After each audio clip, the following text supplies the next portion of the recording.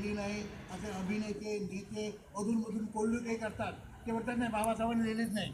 मी त्यांना अनेक आर्टिकल लिहिले, मी खूप आर्टिकल लिहितो. आठवड्याला 5-5, 6-6 माझे आर्टिकल असतात. आपल्या सगळ्यांना माहिती आहे प्रचंड लिहिणारा माणूस नाही, एकमेव माणूस आहे तो प्रचंड लिहितो. मी त्याला विचारलं, हा बाबा बाबासाहेब आंबेडकरांनी घटना लिहिली नाही, मग लिहिली कोणी ती तरी एकदा सांगा ना, एकदा मोकळं व्हा सांगून. कोणी लिहिली ती ते सांगू शकत नव्हते. आणि घटना कोणी लिहिली, कशी लिहिली, काय लिहिली याचा त्रोटक इतिहास तुम्हाला सगळ्यांना माहीत असावा. म्हणून जो कोणी छापत नाही, जो कोणी ज्यामध्ये शिकवत नाही, कॉन्स्टिट्यूशनचा एक विद्यार्थी कॉन्स्टिट्यूशनचा होता, कोणी शिकवत नाही असा एक इतिहास मी तुम्हाला सांगतो. ही अनटोल्ड स्टोरी आहे, हा लपवलेला इतिहास आहे. हा लपवलेला इतिहास मी सांगून मी माझं वाचन संपणार आहे. काय इतिहास आहे? पहिली गोष्ट म्हणजे देशाला स्वातंत्र्य मिळालं ते काँग्रेसमुळे मिळालं नाही, काँग्रेसच्या कर्तृत्वामुळे मिळालं नाही. ही माझी पहिली अंडरलाईन. ती जाणीवपूर्वक मी सांगतोय की काँग्रेसने स्वातंत्र्य मिळवलं नाही. मग मिळवलं कसं? तर त्या काळामध्ये 40च्या दशकामध्ये दुसरे महायुद्ध झालं होतं आणि या दुसऱ्या महायुद्धामध्ये मित्रराष्ट्र आणि शत्रुराष्ट्र असे दोन जगाचे भाग झाले होते. जगाचे दोन भाग झाले होते, मित्रराष्ट्र आणि शत्रू. आपण ज्या होतो, आपण होतो काँग्रेस, आपण होतो ब्रिटिशांच्या अंकित, आपण ब्रिटिश इंडिया होतो. आपण कोण होतो? British India. आपण नुसते इंडियन नव्हतो, आपण ब्रिटिश इंडियन होतो. ते ब्रिटिश आधी नंतर इंडियन असं होतं. त्यामुळे त्यांनी काय ठरवलं होतं की हे ब्रिटिश इंडिया कोणाकडे होते तर ते मित्रराष्ट्रामध्ये होते. आणि मित्रराष्ट्रामध्ये असल्यामुळे त्यांना असं वाटलं की आपण यांच्यावर पारतंत्र्य ठेवून आपण फार काही होऊ शकणार नाही. म्हणून त्यांनी ठरवलं, ब्रिटिश पार्लमेंटमध्ये सांगितलं आम्ही लवकरात लवकर भारताला स्वातंत्र्य देणार आहोत, कारण आमचं पेकाट मोडलं आहे. शत्रुराष्ट्र जे होती त्या शत्रुराष्ट्रामुळे पेकाट मोडलं आहे, त्यामुळे आम्ही लवकरात देऊ. त्यात पुन्हा आझाद हिंद सेना नावाची सेना भारताच्या बाहेर जे काम करत होते तिने ते काम असेल होतं. त्यामुळे आता नाईलाज झाला. त्यांनी 1948 साली त्यांनी तारीख सांगितली आहे, माझ्या पुस्तकात मी दिल्या त्या सगळ्या. 1948 साली आम्ही देशाला भारताला स्वतंत्र करू असं त्यांनी सांगितलं. पण तो प्रत्यक्ष काय केलं? वातावरण एवढं तंग होतं त्या काळामध्ये दुसऱ्या महायुद्धामुळे की त्यामुळे त्यांनी 1 वर्ष आधीच म्हणजे 47 सालीच त्यांनी स्वातंत्र्य दिलं. परंतु देताना त्यांनी काय म्हटलं, ब्रिटिश हुशार लोक होते, त्यांनी म्हटलं जाताना या देशामध्ये सावळा गोंधळ ठेवायचा नाही, तर या देशाला घटना दिली पाहिजे, घटना दिली पाहिजे आणि घटनेपर हुकूम ह्या देशात कारभार झाला पाहिजे. आपण या देशाला आपल्याला पैसा भरपूर दिला आहे, आपल्याला मान सन्मान दिला आहे, त्यामुळे या देशामध्ये कुठल्या प्रकारची गडबड राहता कामा नये म्हणून घटना दिली. आणि म्हणून त्यांनी घटना समिती स्थापन केली. किती? 6 डिसेंबर 1946 त्या दिवशी घटना समितीची पहिली बैठक झाली. 9 डिसेंबर साली, 6 आपल्या नेहमी लक्षात बाबासाहेब 9 डिसेंबर त्या दिवशी पहिली घटना समितीची बैठक. या घटना समितीच्या वेळेला एका लोहपुरुषानं सरदार वल्लभभाई पटेल यांनी काय घोषणा केली, ही जी घटना समितीचा हा जो हॉल आहे, या हॉलमध्ये मेन दरवाजाने B.R. आंबेडकरांना प्रवेश नाही, खिडक्या आहेत त्या खिडकीतून तेव्हा प्रवेश नाही. एवढंच काय, खिडक्यांना हवा येण्यासाठी वरती तावदानं असतात छोटे छोटे, तिथून सुद्धा आम्ही B.R. आंबेडकरांना या घटना समितीत घेणार नाही. म्हणजे B.R. आंबेडकरांचा कुठल्याही परिस्थितीमध्ये घटना समितीमध्ये आम्ही प्रवेश होऊ देणार नाही. कोण म्हणाला होतं? लोहपुरुष. लोहपुरुष त्यावेळेला फार पॉवरफुल होता, कारण नेहरू आणि लोहपुरुष हे एकमेकाचे विरोधक जरी असले तरी लोहपुरुषाला जे सरदार वल्लभभाई पटेलच्या शब्दाला महत्त्व होतं. आणि बाबासाहेबांना वाटत होतं काही झालं तरी मला घटना समितीत जायचंय, कारण एकदा का घटना समितीत गेलो, एकदा की माझ्या लोकांसाठी मी काही तरतुदी केल्या की नंतर म्हणजे त्या घटना कोणाला बदलता येणार नाही, त्या तरतुदी कोणाला बदलता येणार नाही. म्हणून बाबासाहेबांना जायचं होतं. पण बाबासाहेबांनी खूप प्रयत्न केले. आपल्या कार्यकर्त्यामार्फत तारा पाठवल्या, माझी कुठे तारांचा उल्लेख केला, तारा पाठवल्या. काय काय केलं? बाबासाहेबांनी एक लहानशी पुस्तिका पण लिहिली, कशा प्रकारची घटना असावी ही पुस्तिका लिहिली. परंतु बाबासाहेबांना घटना समितीत देत नव्हते. अखेर एका माणसानं पश्चिम बंगालमधून त्यांनी बाबासाहेबांना एका लहानशा जाती सदस्य कोण व्हायचे? 203 लोक सदस्य होते. कोण सदस्य असायचे? तर ते मेजॉरिटी निवडून आलेले लोक असायचे, किंवा त्या काळातले राजेरजवाडे असायचे, किंवा त्या काळातले अत्यंत श्रीमंत लोक असे मेंबर असायचे. हे 203 असायचे. बाबासाहेब याच्यापैकी कुठल्याही सभागृहाचे मेंबर नव्हते आणि त्यामुळे बाबासाहेबांना प्रवेश नव्हता. आणि म्हणून त्या माणसाने, त्याचं नाव जोगेंद्रनाथ मंडल, ज्या माणसानं बाबासाहेबांना आपल्या मतदारसंघातून, स्वतःच्या मतदारसंघातून निवडून आणलं. कुठल्या जातीचं म्हणून? नामशूद्र नावाची जात आहे, त्या जातीचा प्रतिनिधी म्हणून बाबासाहेबांना त्यांनी पश्चिम बंगालमधून घटना समितीमध्ये निवडून आणलं. बाबासाहेबांना खूप बरं वाटलं, आता आपला घटना समितीमध्ये प्रवेश झाला आहे, मी माझ्या लोकांना काहीतरी करू शकेल. आणि म्हणून बाबासाहेब खूप आनंदी झाले. बाबासाहेबांना घटना समितीत जायचा एकमेव उद्देश होता तो म्हणजे माझ्या लोकांच्या उद्या घटनाचा दत्त अधिकार द्यायची, त्याची योग्य ती तरतूद करावी, हा बाबासाहेबांचा उद्देश होता. म्हणून बाबासाहेब खूप खुश झाले. पण झालं काय? 14 ऑगस्ट 1947 या दिवशी, 14 ऑगस्ट 1947 या दिवशी पाकिस्तानची निर्मिती झाली. 15 ऑगस्टला भारताची निर्मिती झाली, 14 ऑगस्टला पाकिस्तानची निर्मिती झाली. आणि तो जो भाग होता जगन्नाथ मंडळचा, तो भाग पाकिस्तानात गेला. त्यामुळे आपोआपच बाबासाहेबांचं सदस्यत्व रद्द करण्यात आलं. आता करायचं काय? 203 लोक मेंबर होते. त्या 203 तिथे एवढे लोक आहेत. या लोकांपेक्षा कोणाला तरी सांगितलं, आपण सगळे घटनेले होते, सगळे लिहित नाही, कोणतरी एखादा अध्यक्ष सेक्रेटरी तो काहीतरी लिहितो आणि बाकी त्याच्यावर चर्चा होतात. या 203 मध्ये पैकी एकही माणूस लिहायला तयार नव्हता. मुद्दा माझ्या लोकांना सांगतो. आणि म्हणून त्या काळात नेहरूने एक चाल केली. हा इतिहास तुम्हाला कुठे वाचायला मिळणार नाही. वाचायला मिळाल तर फक्त जयवी पवारच्या पुस्तकात मिळेल किंवा जयवी पवारच्या भाषणात मिळेल. काय त्यांनी सांगितलं? त्यावेळेला सर आयव्हर जेनिंग, नाव लक्षात ठेवा, सर आयव्हर जेनिंग नावाचा एक घटना पंडित होता, ज्यानं 40 साली 40च्या नंतर जे अनेक देश स्वतंत्र झाले. आपल्याला माहिती आहे किती देश 40च्या नंतर हे स्वतंत्र झाले. आपण 47 झाले झालो, पण 40 ते 50 या दशकामध्ये खूप देश स्वतंत्र झाले. कारण नाईलाज होता ब्रिटिशांचा त्या दुसऱ्या महायुद्धामुळे. त्यामुळे या नवीन नवीन देशांच्या सगळ्यांच्या घटना कोणी लिहिल्या होत्या? सर आयव्हर जेनिंगने लिहिल्या होत्या. नेहरूने काय विचार केला? आपल्याकडे ते एकही माणूस लिहायला तयार नाही, कोणीच लिहित नाही, मग आपण सर आयव्हर जेनिंगला का सांगू नये? मग त्यांनी आपली भगिनी विजयालक्ष्मी पंडित, मी नावं सांगतो ते आपण लक्षात ठेवावी, विजयालक्ष्मी पंडित ही त्यांची नेहरूंची भगिनी होती, तिला त्यांनी पाठवलं. अँबॅसेडर होत्या त्या, आपल्याला माहिती आहे. त्यांनी पाठवलं. आयव्हर जेनिंगकडे ते गेल्या. आयव्हर जेनिंग इतका हुशार माणूस होता आणि इतका व्यापारी पण होता, धंदेवाईक होता. त्याने सांगितलं, मी तुमच्या देशाची घटना लिहून देईन, पण त्याआधी मी तुम्हाला सांगतो की या देशाची भारतामध्ये भारताची घटना लिहिणारे 3 समर्थ बॅरिस्टर आहेत. त्या तिघापैकी एकाने अमान्य केलं, तिघांनी मान्य केलं तर तुमच्या देशाची मी घटना लिहिली. त्याने सकावट घातली. पहिली गोष्ट म्हणजे तो विद्वत्तेची जाण करणारा होता. त्यामुळे देशातल्या 3 अत्यंत महत्त्वाच्या घटनाकारांना त्यांना सलाम करायचा होता, ही पहिली गोष्ट. आणि दुसरी गोष्ट, त्यांनी नकार दिला तर मी मागेल ती मला मोबदला मिळायला पाहिजे. 1 वर्षात पाहिजे एवढे द्या, 2 वर्षात पाहिजे एवढे द्या, 1 महिन्यात पाहिजे एवढे द्या. म्हणजे त्याला एक प्रकारचं कॉन्ट्रॅक्ट घ्यायचं होतं आणि कॉन्ट्रॅक्ट म्हणून तो गेला. विजयालक्ष्मी पंडितला सांगितलं ही 3 नावं. कोणती नावं सांगितली? पहिलं नाव त्यांनी सांगितलं तेज बहादूर सप्रू, बॅरिस्टर तेज बहादूर सप्रू. मी तुम्हाला मुद्दाम नाव सांगितलं. दुसरं नाव सांगितलं बॅरिस्टर बॅरिस्टर M.R. जयकर. दुसरं नाव बॅरिस्टर M.R. जयकर. बॅरिस्टर तेज बहादूर सप्रू UPचे होते. Barrister M.R. जयकर हे त्या काळातल्या मुंबई राज्यातले होते. आता आपण महाराष्ट्र म्हणतो, त्या काळी मुंबई राज्य होतं. आणि गिरगाव गावाचा विभाग आहे मुंबईतला, तिच्या धावडा असे काही वस्ती आहे, धावबावाडी, त्या धावबावाडीमध्ये ते राहत होते. आणि तिसरं त्यांनी नाव सांगितलं, की शेवटचं नाव सांगितलं, ते सांगितलं बॅरिस्टर B.R. आंबेडकर. आता ही 3 नावं त्याने सांगितली. त्याला 3 नावाबद्दल आदर होता. बाई आल्या परत नेहरूंना सांगायला.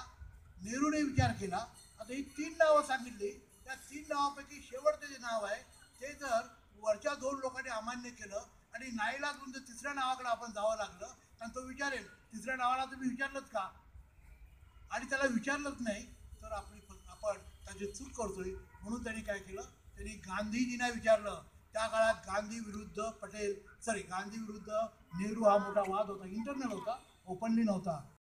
कानावर घातलंच नाही. आणि परस्पर आपण त्यांना डॉक्टर आंबेडकरांना घटना लिहिता का असं विचारलं तर कदाचित आपली पंतप्रधान म्हणून उचल बांगडी होईल आणि त्या ठिकाणी कदाचित वल्लभभाई पटेल यांना पंतप्रधान करतील. म्हणून त्यांनी गांधींना घाबरत घाबरत विचारलं. कारण गांधी आणि आंबेडकर केवढा वाद होता.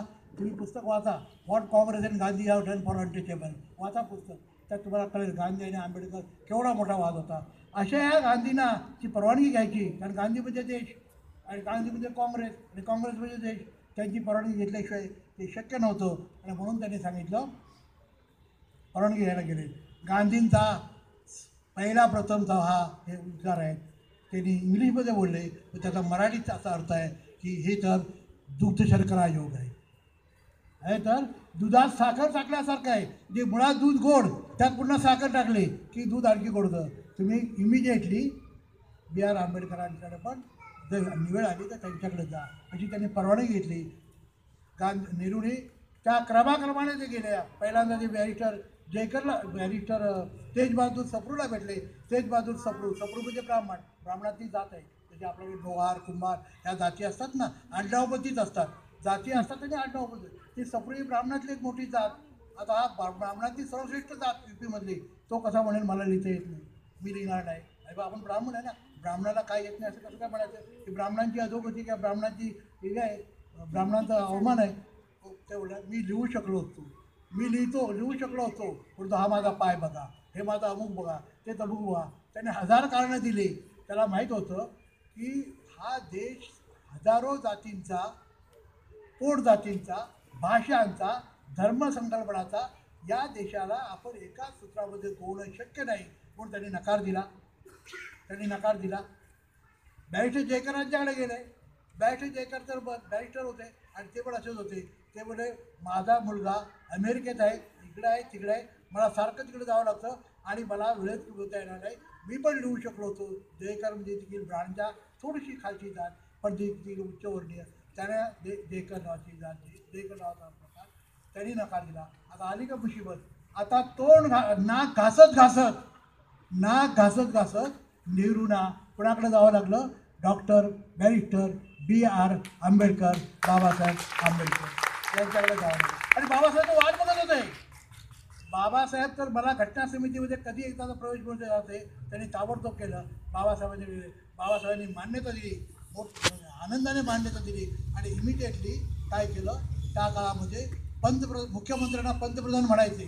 त्या काळात मुख्यमंत्र्यांना पंतप्रधान म्हणायचे. म्हणजे बॅरिस्टर ज्याला पंतप्रधान खेर होते, बाळ गंगाधर खेर, हे मुख्यमंत्री होते मुंबईचे, पण त्यांना पंतप्रधान म्हणायचे. ताबडतोब घटना समितीचे अध्यक्ष डॉक्टर राजेंद्र प्रसाद यांनी ताबडतोब तार पाठवली आणि सांगितलं बी आर आंबेडकर यांना घटना समितीवर तुम्ही निवडून आणा. आणि त्यांनी घटना समितीवर बाबासाहेबांना दिलेल्या मुदतीच्या आत, म्हणजे 15 दिवसाच्या आत पाहिजे होतं, त्याच्या आत त्यांनी निवडली. अशा प्रकारे बाबासाहेब आंबेडकर हे घटना समितीमध्ये आले. आल्यानंतर पुन्हा प्रश्न पडला, 204 झाले. आता या 204 लोकांनी घटना ती, मग त्यापैकी असा निर्णय झाला की त्यातल्या मोजक्या 7 लोकांची एक ड्राफ्टिंग कमिटी स्थापन करण्यात यावी. आणि ह्या ड्राफ्टिंग कमिटीमध्ये जी मोजकी नावं घेण्यात आली, तर अय्यंगार नावाचे अत्यंत महत्त्वाचे साऊथचे बॅरिस्टर होते. त्यांनी म्हटलं की जी 7 लोकांची नावं आली, त्या 7 लोकांमध्ये एक नाव, शेवटचं नाव डॉक्टर बी आर आंबेडकर होतं. बाकी सगळ्यांची नावं तुम्हाला माहिती आहे. बी एन राव त्यावेळेस सल्लागार होते. आपण घटनेचा अभ्यास केला तर तुझ्या लक्षात येईल. आणि मग त्यांनी पाहिलं की बाबासाहेब बी आर आंबेडकर यांचं शेवट 7वं नाव. आता या 7 लोकांमध्ये आपला एक कोणतरी नेता पाहिजे ना, कोणतरी नेता पाहिजे ज्याच्या नेतृत्वाखाली आपण घटना लिहू शकू. अय्यंगारने सांगितलं नथिंग डू, चर्चा करायची काही आवश्यकता नाही. बी आर आंबेडकर या नावाशिवाय दुसरं नाव असूच शकत नाही. आणि बी आर आंबेडकर हे त्या ड्राफ्टिंग समितीचे चेअरमन असतील. आणि त्या दिवशी बाबासाहेबांची घटना समितीच्या ड्राफ्टिंग कमिटीचे चेअरमन म्हणून नियुक्ती झाली. आणि त्यानंतर आपण पाहतोय पुढचा सगळा इतिहास. बाबासाहेबांनी घटना लिहिली आणि जो काय सगळं बाबासाहेबांनी केलं ते आपल्याला सगळं माहिती आहे. आपण बाबासाहेबांनी तथागत गौतम बुद्धाचा कुठेही उल्लेख न करता, कुठेही घटनेमध्ये उल्लेख नाही, तथागत गौतम बुद्धाचा घटनेमध्ये कधी उल्लेख नाही. परंतु पिरॅमल म्हणजे पहिलं जे पान आहे, त्या पिरॅमलपासून we the people of nation काय पाहिजे, समता स्वातंत्र्य बंधुत्व. समता स्वातंत्र्य बंधू कोणाचं होतं, तथागताचं होतं. त्यांनी जे काय पुढं सगळं केलं, दोनच ओळीत बोलतो मी, त्यांनी जे केलं ते आपल्याला लक्षात येईल की बाबासाहेब हे गौतम बुद्धाला विसरले नाही. गौतम बुद्ध हा त्यांचा खरा गुरु होता. आणि म्हणून त्यांनी त्या ठिकाणी निवडून येणारे लोक असतात, राज्यसभेचे आणि लोकसभेचे त्यांचा जो संयुक्त हा असतो सभागृह आहे, त्या सभागृहाला त्यांनी नाव काय दिलं, अशोका हॉल नाव दिलं. आपण पेपरला वाचतो, अशोका नाव दिलं. झेंडा कमिटीचे बाबासाहेब मेंबर होते. फ्लॅग कमिटी, त्या फ्लॅग कमिटीचे बाबासाहेब मेंबर असताना अनेक ठाकरे, त्यावेळेला प्रबोधनकार ठाकरे यांचं म्हणणं होतं की अमुक रंगाचा झेंडा पाहिजे. बाबासाहेबांनी त्यांना शब्द दिला, मी प्रयत्न करतो. बाबासाहेबांनी ठाकरेंना शब्द दिला, पण आणलं काय शेवटी, त्यांनी त्याच्यात अशोक चक्र आणलं.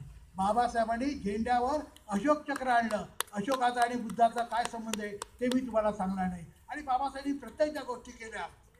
आपली राजमुद्रा 4 सिंहांचे, आपल्याला 3 सिंह दिसतात, पण ते 4 सिंह आहे. 4 सिंह म्हणजे काय, 4ही दिशेला जा आणि बौद्ध धर्माचा प्रचार करा.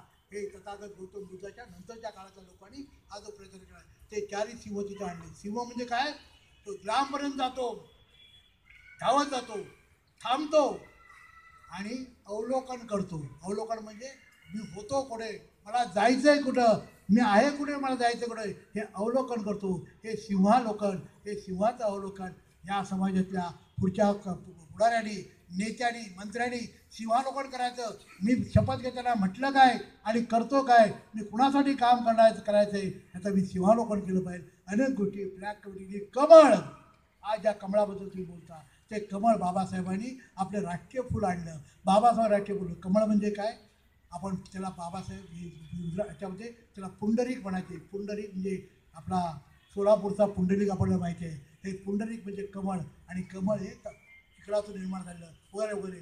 मी खूप बोलू शकलो होतो, पण मला बोलता नाही. अनेक गोष्टी बाबासाहेबांनी केल्या, परंतु बाबासाहेबांनी घटना लिहिली. ही घटना या लोकांच्या, मित्रांनो, एक प्रकारची, त्यांनी जर लिहिली नसती, बाबासाहेबांनी लिहिली असती, 100 कोटीचा देश, 100 कोटीच्या देशातला एकाही माणसाला घटना लिहायची समर्थता नव्हती, तो सामर्थ्य नव्हतं. बाबासाहेबांनी घटना लिहिली नसती तर आज आपल्या सगळ्यांना 125 कोटीच्या देशातल्या लोकांना खाली मान घालून सांगावं लागलं असतं, येस, आमच्या देशात घटना लिहिणारा एकही माणूस लायक नव्हता, म्हणून आम्हाला सर आयवर जेनिंगकडून घटना लिहून घालली. ही नाचक्की, ह्या देशाची नाचक्की कुणी थांबवली, बाबासाहेब आंबेडकरांनी थांबवली. त्या देशाची काय नाचक्की झाली, देश तुमचा पण घटनाकार तुमचा नाही. बाबासाहेबांनी जे केले ती घटना ह्यांना सलते आहे. आणि ही का सलते आहे, तर ही तथागताची घटना आहे, त्यांना समजतंय सगळं. आणि ह्या तथागताची घटना लवकरात लवकर त्यांना नष्ट करायचे, बदलायचे, त्यासाठी ते प्रयत्न करत आहेत. आणि अत्यंत खेदाची गोष्ट, अत्यंत दुःखदायक गोष्ट की माझे सहकारी, माझ्या रक्तामासाचे सहकारी, माझ्या विचाराचे म्हणत नाही मी, माझ्या रक्तामासाचे सहकारी हे त्यांच्या बरोबर आहेत, त्यांच्या हातात हात घालून आहेत. आणि एक दिवस हेच हात आपला सगळ्यांचा घात करतील आणि बाबासाहेबांची घटना बदलण्यासाठी प्रयत्न करतील. मित्रांनो, माझा तुम्हाला आज सवाल आहे, उद्या ही बाबासाहेबांची घटना, काल त्यांनी योगी दिला आहे, उत्तर प्रदेशचा मुख्यमंत्री योगी दिला आहे, तुमच्या लक्षात आलं असेल, पावलं कशी टाकते. मुंबईला कोणी मागितलं नव्हतं, ग्रँट रोडचं गावदेवी करतायत, याचं प्रभादेवी करतायत, कोण मागत नाही. या सगळ्या देवी मुंबईला बसवणार आहेत, सगळं काय करणार आहेत, हे नामांतर करतायत. तसं उद्या हे आपल्या संविधानात बदलणार नाहीत, अशातला भाग नाही. आणि त्यासाठी तुमची एकच जबाबदारी असेल, या लोकांना जे जे साथ देतील. मित्रांनो, तुम्ही तरुण आहात, मी माझ्या तरुणात काय केलं मी सांगणार नाही. मी पुस्तकं लिहिले, वाचा, तुम्ही वाचता येत नसेल तर वाचून घ्या. मी केले, मी तुम्हाला आजच म्हणतो की खैरलाजीच्या नंतर दादा माझा फोन करायला आणि लोक म्हणायला लागले की जयवीर पवार तुम्ही पुन्हा एकदा दलित पंथसारखी संस्था स्थापन करा आणि आम्हाला अत्याचाराच्या विरुद्ध लढायचं आहे. मी त्यांना म्हणतो, का रे तुम्ही लढू शकत नाही, शिवाजी जन्माला यावं, पण बाजूच्या घरात, तुमच्या घरात तुम्ही लढायला. माझा तुम्हाला प्रश्न आहे, उद्या तुमच्यासमोर एकच लढा आहे, तो म्हणजे संविधान वाचवणे. हा एकमेव लढा आहे. संविधान वाचवणं म्हणजे लोकशाही वाचवणे. लोकशाही करणे बाबासाहेबांसाठी म्हणत नाही, त्या देशातल्या तळागाळातल्या सगळ्या लोकांसाठी ती वाचवायची, ती वाचवण्यासाठी तुम्ही प्रयत्न करा. मी तुम्हाला तुमच्याबरोबर, माझं वय किती वाढो, मी सतत तरुण आहे, तरुणांच्या मध्येच असतो. मी सगळ्या चळवळीमध्ये असतो. अशी एकही चळवळ नाही की ज्या चळवळीत मी नाही. मी एक लहानसं माझं पुस्तक आहे,